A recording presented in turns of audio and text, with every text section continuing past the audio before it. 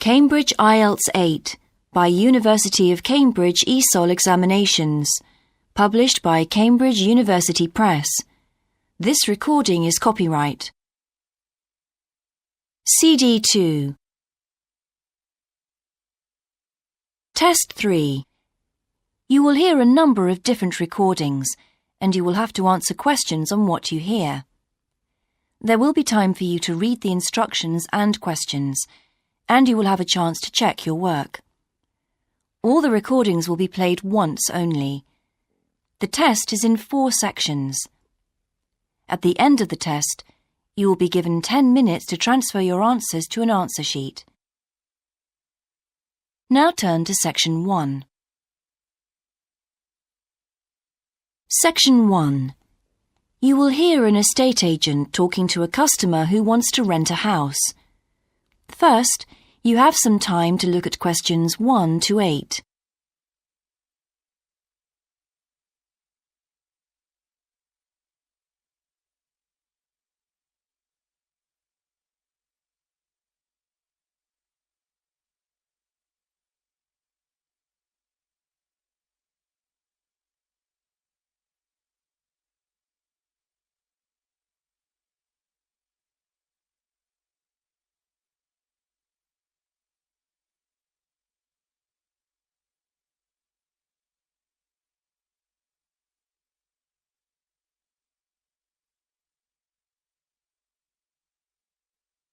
You will see that there is an example that has been done for you.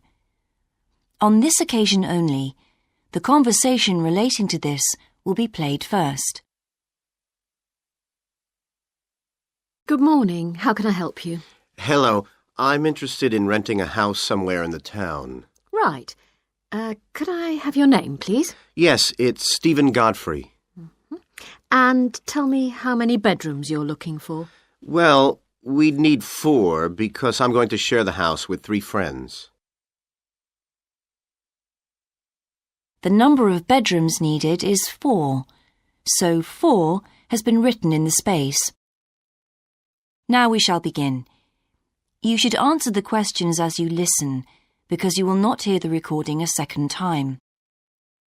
Listen carefully and answer questions 1 to 8. Good morning. How can I help you? Hello. I'm interested in renting a house somewhere in the town. Right. Could I have your name, please? Yes, it's Stephen Godfrey. And tell me how many bedrooms you're looking for. Well, we'd need 4 because I'm going to share the house with 3 friends. OK. There are several of that size on our books. They mostly belong to families who are working abroad at the moment. What about the location? It'd be nice to be central. Oh, that might be difficult, as most houses of that size are in the suburbs.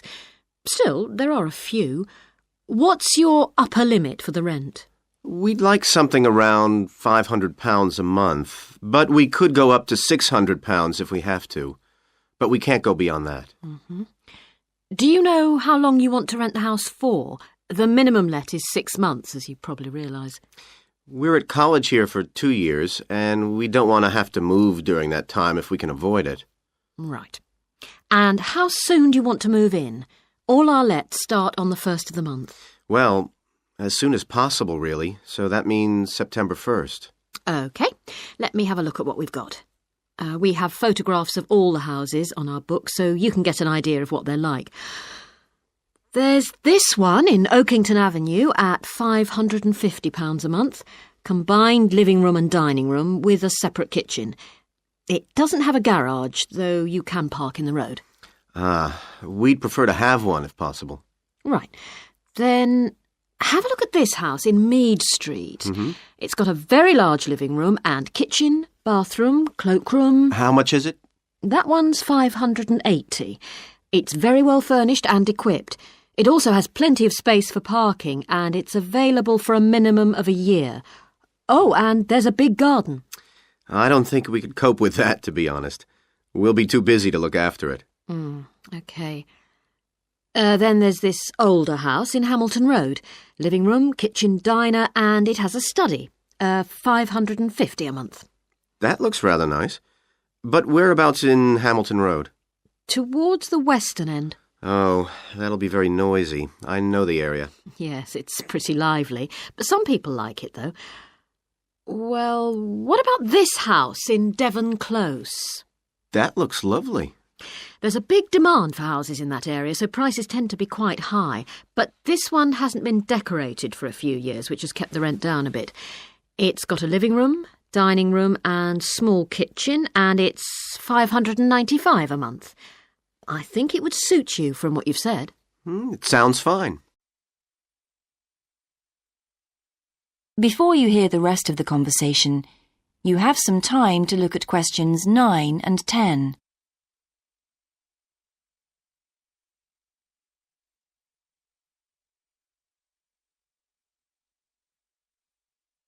Now listen and answer questions 9 and 10.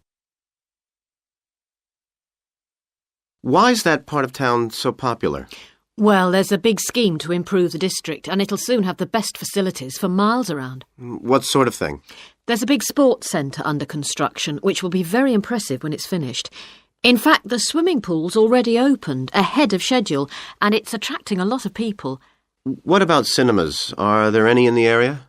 The only one closed down last year, and it's now in the process of being converted into a film museum.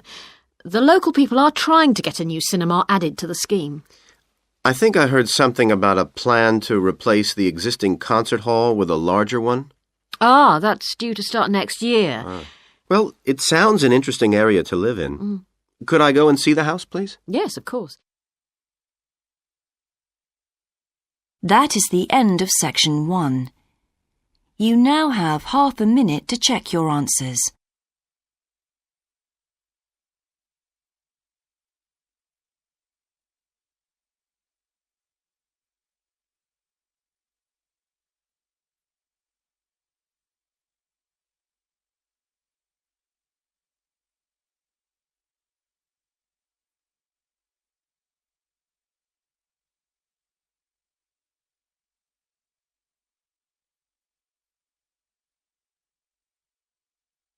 Now turn to section 2.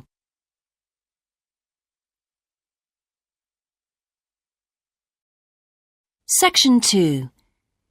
You will hear a man talking on the radio about a national arts centre. First, you have some time to look at questions 11 to 16.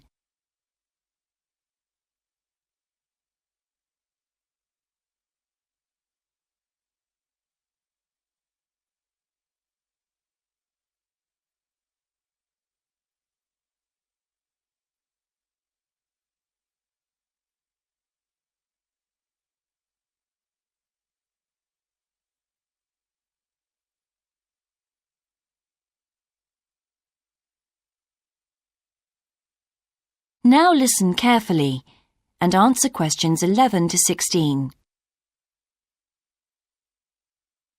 Hello, and welcome to Focus on the Arts.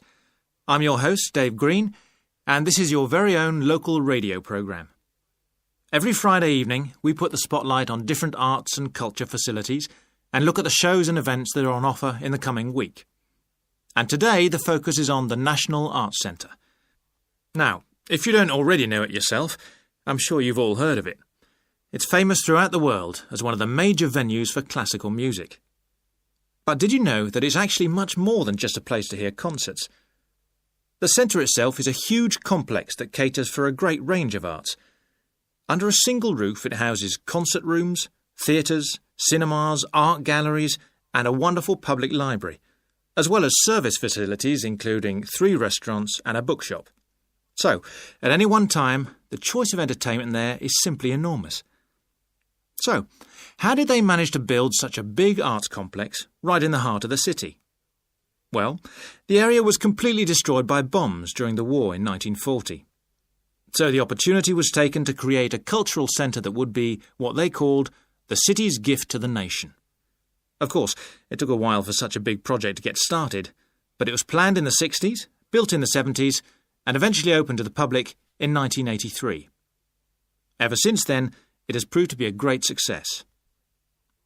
It's not privately owned, like many arts centres, but is still in public hands.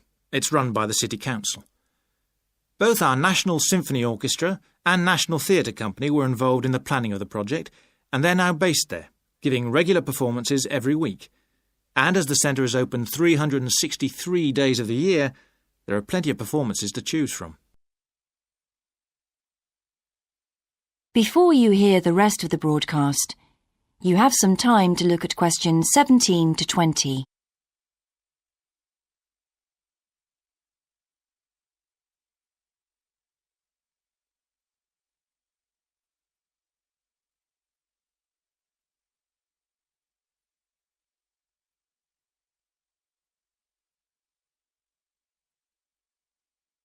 Now listen and answer questions 17 to 20. So, to give you some idea of what's on, and to help you choose from the many possibilities, we've made a selection of the star attractions. If you're interested in classical music, then we recommend you go along to the National on either Monday or Tuesday evening at 7:30 for a spectacular production of The Magic Flute, probably the most popular of all Mozart's operas. It's in the Garden Hall, and tickets start at only £8, but you'll have to be early if you want to get them that cheap. And remember, it's only on for those 2 evenings. For those more interested in the cinema, you might like to see the new Canadian film, which is showing on Wednesday evening at 8 p.m. in Cinema 2, and that's called 3 Lives. It's had fantastic reviews, and tickets cost just £4.50, which is a reduction on the usual price of £5.50. So, it's really good value, especially for such a great movie. But you can see the centre's main attraction at the weekend, because on Saturday and Sunday, 11 a.m. to 10 p.m, they're showing a wonderful new exhibition that hasn't been seen anywhere else in Europe yet. It's a collection of Chinese art called Faces of China. That's in Gallery 1, and it has some really fascinating paintings and sculptures by leading artists from all over China. And the good news is that it's completely free, so don't miss it. So why not go along to the National Arts Centre next week for one or all of these great events? And you can always pick up a programme and check out all the other performances and exhibitions on offer, or coming soon, on almost every day of the year. Next week, we'll be looking at the new Museum of Science. That is the end of section 2. You now have half a minute to check your answers.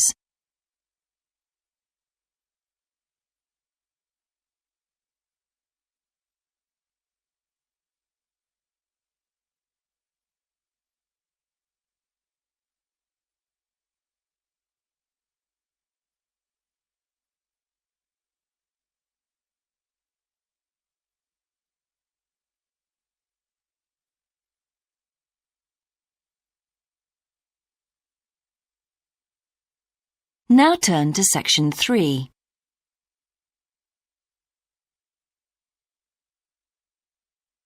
Section 3. You will hear a university tutor and a new student called Paul discussing Paul's work experience and Latin American Studies course. First, you have some time to look at questions 21 to 26.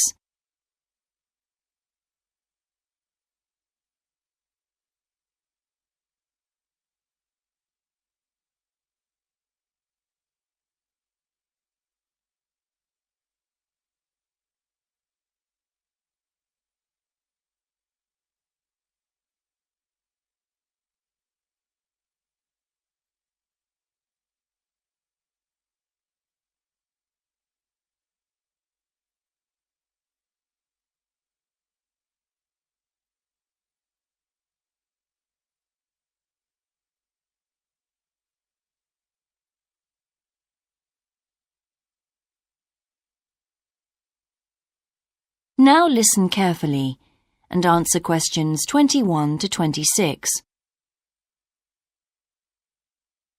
I've been reading your personal statement, Paul. First, let's talk about your work experience in South America. What took you there? Was it to gain more fluency in Spanish? Well, as I'm combining Spanish with Latin American studies, my main idea was to find out more about the way people lived there. My spoken Spanish was already pretty good, in fact. So you weren't too worried about language barriers? No. In fact, I ended up teaching English there. although that wasn't my original choice of work. I see. How did you find out about all this?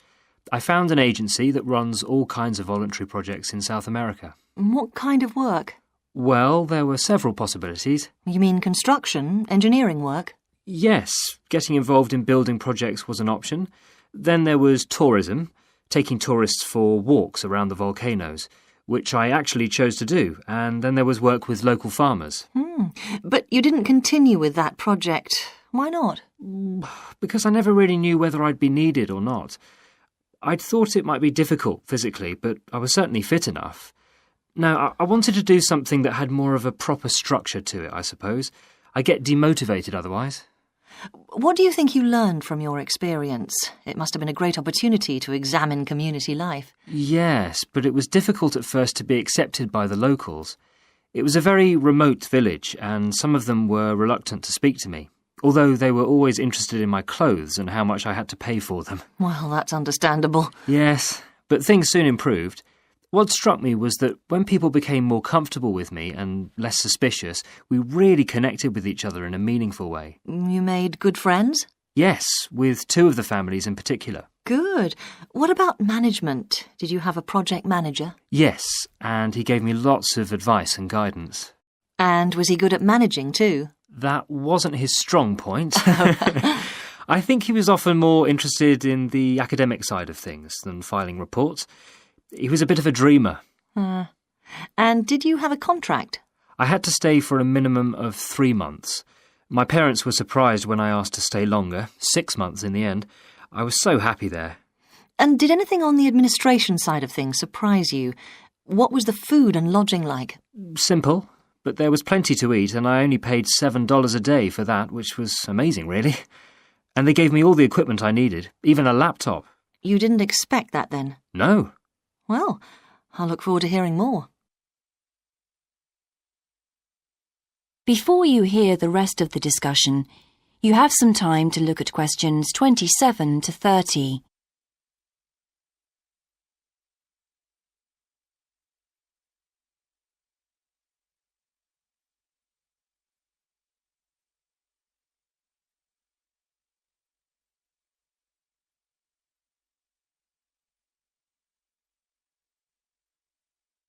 Now listen and answer questions 27 to 30.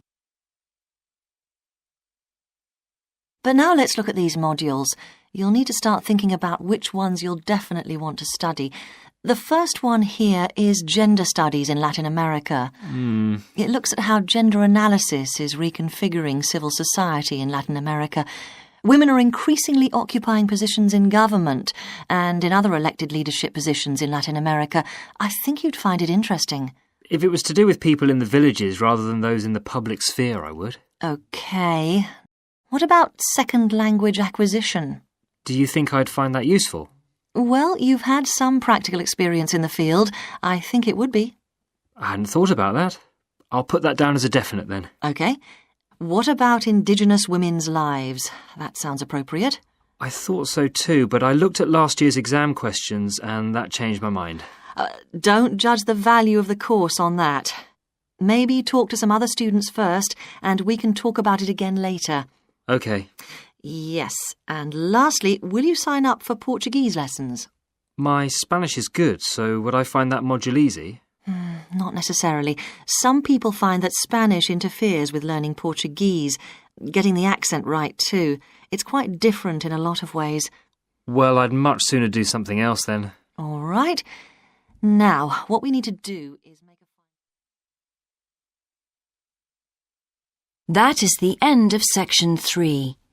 You now have half a minute to check your answers.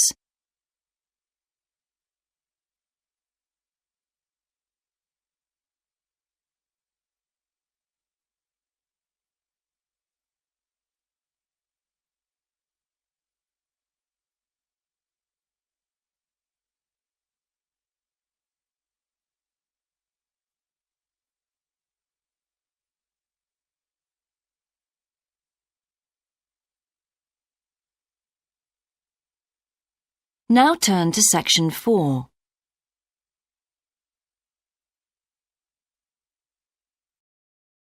Section 4. You will hear a lecture about success in business systems. First, you have some time to look at questions 31 to 40.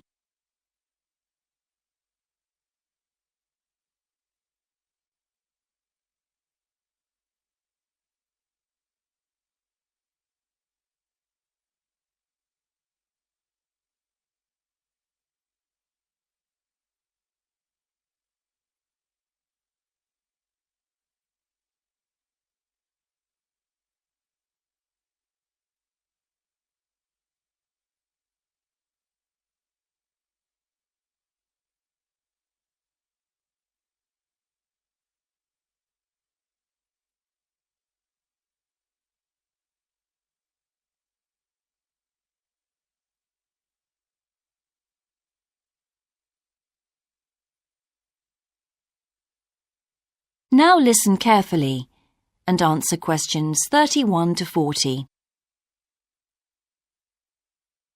Good morning, everyone. In the last few lectures, I've been dealing with business finance, but now I'm going to move on to business systems. And in today's lecture, I'm going to talk about what can go wrong when businesses try to copy their own best practices. Once a business has successfully introduced a new process, managing a branch bank, say, or selling a new product, the parent organization naturally wants to repeat that success and capture it, if possible, on a bigger scale. The goal, then, is to utilize existing knowledge and not to generate new knowledge. It's a less glamorous activity than pure innovation, but it actually happens more often, as a matter of fact. However, surprisingly, getting things right the second time is not necessarily any simpler than it was the first time. Now, there's been a lot of research into how companies can repeat their previous successes, and it certainly hasn't been confined to the United States. It seems that most large industries are trying to repeat their own successes and manage the knowledge they've acquired. But even so, it has been shown that the overwhelming majority of attempts fail. A host of studies confirm this, covering a wide range of business settings: branch banks, retail stores, real estate agencies, factories, call centers, to name but a few. So why do so few managers get things right the second or third time? Let's consider one reason for failure: placing too much trust in the people who are running the successful operation, the experts, shall we say. Managers who want to apply existing knowledge typically start off by going to an expert, such as the person who designed and is running a successful department store, and picking their brains. Now, this approach can be used if you want to gain a rough understanding of a particular system, or understand smaller, isolated problems. The trouble is, even the expert doesn't fully grasp the whole thing, because when it comes to complex systems, the individual components of the process are interwoven with one another. The expert never has complete access to the necessary information. And the situation's complicated even further by the fact that experts are usually not aware of their own ignorance. The ignorance can take various forms. For instance, a lot of details of the system are invisible to managers. Some may be difficult to describe, learned on the job, and well known by workers, perhaps, but impossible to describe in a way that's helpful. And there are some things that people know or do that they're not even aware of.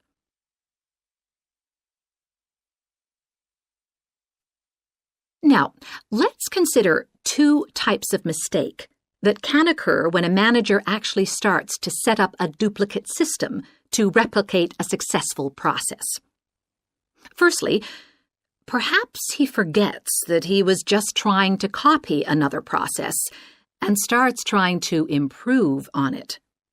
Another mistake is trying to use the best parts of various different systems in the hope of creating the perfect combination.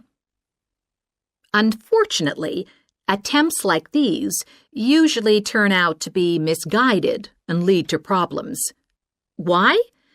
Well, for various reasons. Perhaps there weren't really any advantages after all, because the information wasn't accurate.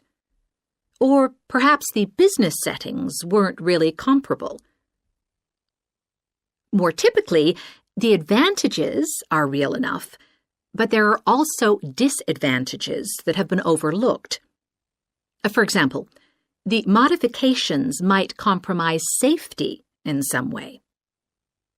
So, what's the solution? Well, I don't intend to suggest that it's easy to get things right the second time. It's not. But the underlying problem has more to do with attitudes than the actual difficulty of the task, and there are ways of getting it right. These involve adjusting attitudes, first of all. Being more realistic and cautious, really.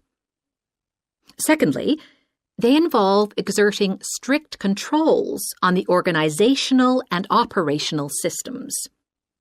And this, in turn, means copying the original as closely as possible.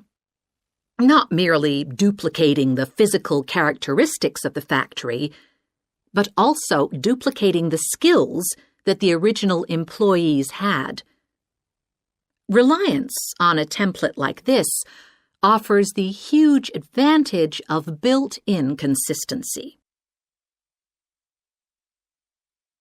That is the end of section 4.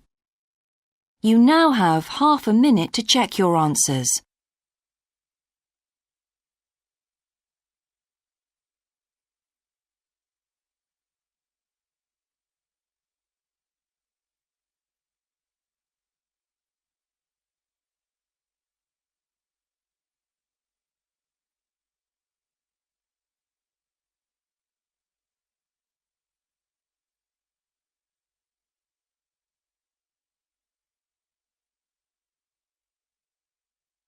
That is the end of the listening test. In the Ielts test, you would now have 10 minutes to transfer your answers to the answer sheet.